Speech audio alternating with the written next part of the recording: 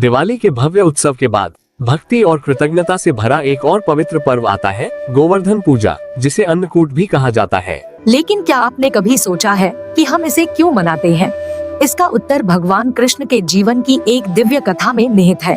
एक ऐसी कहानी जो हमें आस्था, विनम्रता और प्रकृति की शक्ति के बारे में सिखाती है।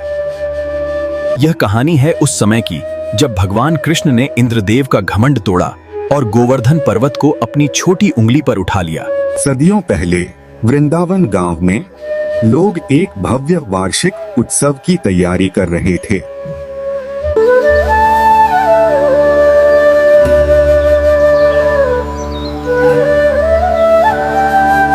हर साल वे वर्षा के देवता भगवान इंद्र को धन्यवाद देने के लिए प्रार्थना और यज्ञ करते थे ताकि उनकी फसलें अच्छी हों। यह इंद्रदेव को प्रसन्न करने के लिए किया जाता था, जो वर्षा और गर्जन के स्वामी हैं। जल्दी करो, सारी सामग्री उत्तम होनी चाहिए। देवराज इंद्र प्रसन्न होने चाहिए, तभी हमें समय पर वर्षा का आशीर्वाद मिलेगा। गांव के मुखिया नंद बाबा यह सुनिश्चित कर रहे थे कि इंद्र की पूजा में कोई कमी न रह जाए। पूरा गांव इंद्रदेव की भक्ति में डूबा हुआ था, एक भव्य पूजा की तैयारी में। गांव वालों ने इस विशाल अन्नकूट को बहुत श्रद्धा से तैयार किया था। लेकिन अपनी उम्र से कहीं अधिक बुद्धिमान युवा कृष्ण अपने पिता नंद बाबा के पास पहुँचे। बाबा, हम हर वर्ष इंद्र की पूजा क्यों करते हैं? यदि वे वर्षा के देवता हैं, तो वर्षा करना तो उनका कर्तव्य है। पुत्र, हम उन्हें धन्यवाद देते हैं। उनकी कृपा के बिना हमारी फसलें और हमारी गायें कैसे जीवित रहेंगी? परंतु बाबा, हमारा असली पोषण तो ये गोवर्धन पर्वत करता है। ये हमारी गायों को हरी घास देता है, हमें शुद्ध जल, फल और आश्रय देता है। हमें इंद्र की नहीं, बल्कि इस पर्वत और हमारी गायों की पूजा करनी चाहिए। कृष्ण ने समझाया कि हमें प्रकृति का सम्मान करना चाहिए, जो हमें सीधे तौर पर पालती है। गांव वालों ने कृष्ण की बात मान ली। उन्होंने इंद्र की पूजा के बजाय गोवर्धन पर्वत की पूजा करने का निश्चय किया।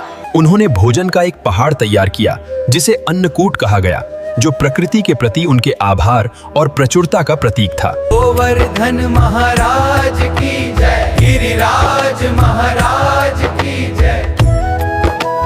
प्रेम और भक्ति के साथ उन्होंने यह भोजन गोवर्धन पर्वत को अर्पित किया और उसकी भव्य परिक्रमा की। मूर्ख ग्वाले, मेरा अपमान! एक साधारण पर्वत के लिए उन्होंने मेरा तिरस्कार किया। मैं उन्हें सबक सिखाऊंगा। अपने अपमान से क्रोधित होकर इंद्र ने वृंदावन पर एक विशाल तूफान भेज दिया। बिजली कड़कने लगी और अंतहीन मूसलाधार बारिश होने लगी। कृष्ण, हमारी रक्षा करो! कान्हा, बचाओ! भयभीत ग्रामीण मदद के लिए कृष्ण के पास भागे। फिर एक दिव्य चमत्कार हुआ। कृष्ण ने पूरे विशाल गोवर्धन पर्वत को अपनी कनिष्ठा उंगली पर सहजता से उठा लिया, एक विशाल छतरी की तरह।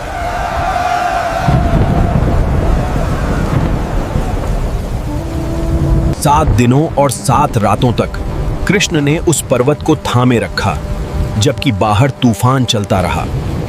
विनम्र और चकित होकर भगवान इंद्र को कृष्ण की दिव्य शक्ति का एहसास हुआ कि वह स्वयं विष्णु के अवतार हैं।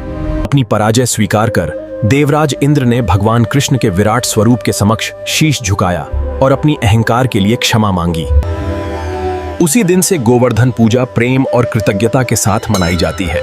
भक्त अन्नकूट भोजन का पहाड़ तैयार करने का सच्चा अर्थ है कृतज्ञता, भक्ति और प्रकृति के साथ संतुलन।